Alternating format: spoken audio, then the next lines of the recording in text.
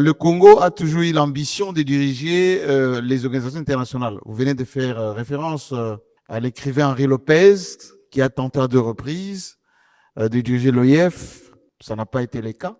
Aujourd'hui, vous voulez tenter avec Matoko. Quelles sont les stratégies que vous allez développer pour réunir les soutiens africains ou tout court de l'UNESCO pour que cette fois-ci le Congo gagne? Deuxièmement, le poids de la France dans le choix, notamment de ce directeur général de l'UNESCO, est prépondérant.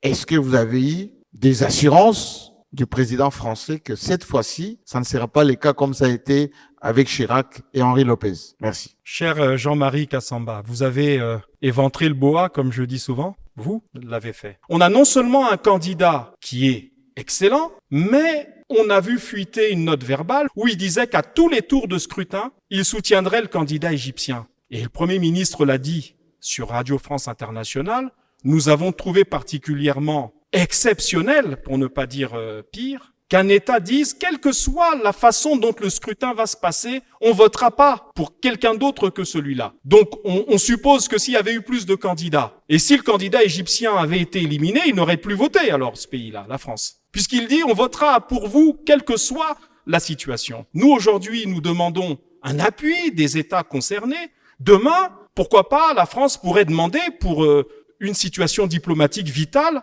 le vote du Congo. Et à ce moment-là, nous l'examinerions probablement en tenant compte de ses blessures mémorielles aussi. Je marche sur des œufs, mais j'essaie de vous faire comprendre les propos du Premier ministre chef du gouvernement, qui consistaient à considérer qu'un État, la France, est libre de ses engagements diplomatiques.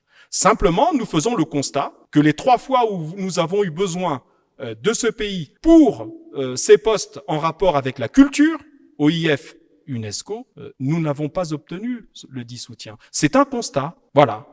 Mais ça n'empêche pas, et je le rappelle, que la France est une voix sur les 58, comme le Congo, comme l'Égypte. Donc le match, il se joue sur le terrain.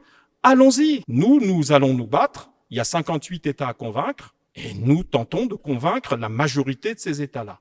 Après, comme dit le président de la République, forcément, il y aura un vainqueur et un vaincu, que ce soit l'Égypte qui gagne, ou le Congo. Et là, je répète les propos du président, je me permets de le faire.